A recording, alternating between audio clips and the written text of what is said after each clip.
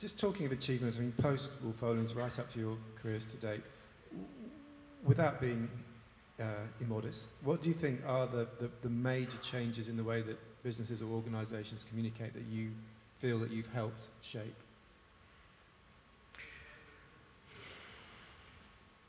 I don't know that we've helped shape any, really. I mean, I think that there is less defined hierarchy in a lot of companies than there was. I mean, there's a Dutch, he's not Dutch actually, yeah, I can't remember his name. He is a Dutch consultant who talks about power distance in a company. You know, so that the space between the people who drive the company, the people who assist them in driving it, power distance is a huge vertical gap. I think that has flattened in quite a lot of countries, in quite a lot of companies. I wouldn't say that we had much effect on that. I mean, certainly with the people for whom we worked, we probably had some effect on that. But I don't know that we've had very much effect on how companies are run, really.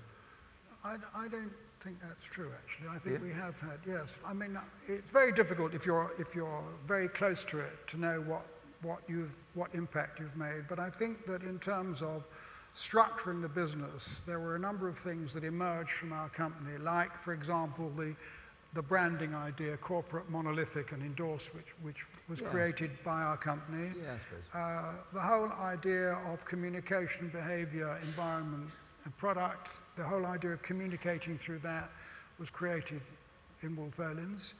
I think we were one of the very, very, very earliest companies involved in brand engagement, internal engagement. We may not have been the first, but we certainly were early. I think we have had a very considerable effect on the industry as a whole. And I think that because we do tend to think not about our business, but about the business in relation to the world. And there's this level of intellectual and emotional curiosity that I think we've referred to. I think that still exists in the way we think and do things. You mentioned, oh, sorry. No, I was going to say, I mean, I think that, you know, we influenced the people who were attracted to us, probably more than we influenced other people. But I mean, I still feel that business is disappointing. I still feel that, you know, offices are disappointing. I still feel disappointed by horrible boardrooms and ridiculous trappings of senior levels of business. I still feel that that's just ridiculous men's nonsense, and I still feel that. And I don't think we were able to change that very much. Do you also feel that you influenced the groups now who have set themselves up in opposition to what they feel is the world of brands and branding? I'm thinking of people like Naomi Klein and No Logo, Adbusters and so on. I think Naomi Klein's view, and No Logo and all that, is totally misguided, because what she is apparently attacking is brands and branding. What she's actually attacking is the capitalist system and the corporations behind the brand. In other words, she's making the classic mistake that people do when they talk about brands.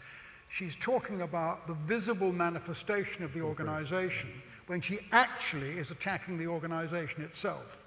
So I find the whole theme and feeling of No Logo incredibly attractive. It's very seductive. It's extremely well written. It's very, very easy to get hold of, and it is totally wrong, because what she's talking about is not what she purports to talk about. She purports to talk about the brand. She's actually talking about the corporation.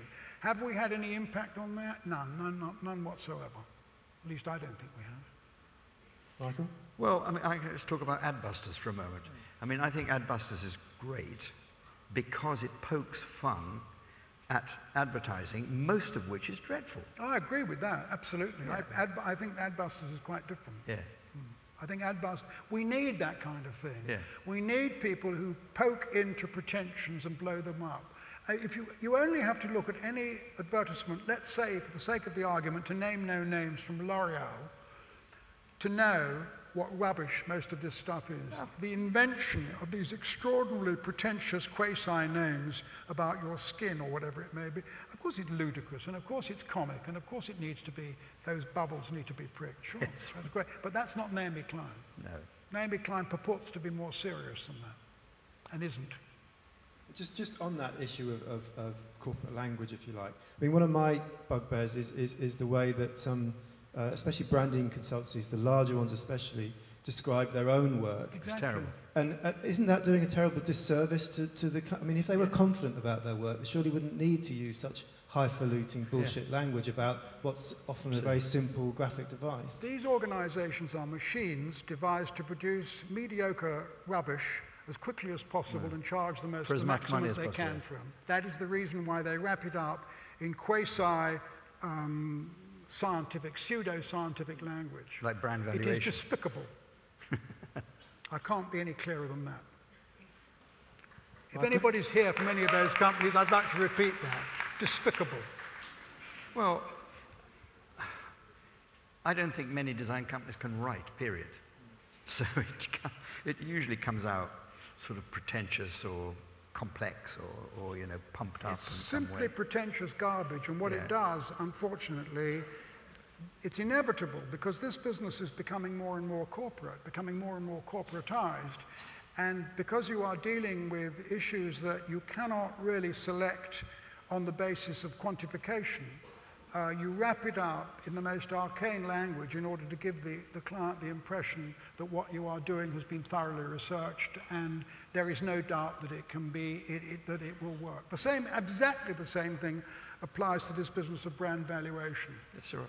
Entirely bogus econometric measurements about what the value of a brand is. The value of a brand is very simple. The brand is worth what anybody will pay for it. If the brand is worth two, if you're going to charge 2 for it and people will pay it, fine. If they charge 4 for it, people will pay it, fine. If you charge 6 for it and people won't pay for it, then you know that's not the value of the brand. The value of the brand is lower than that. That's all there is to it. There is no more to it than that.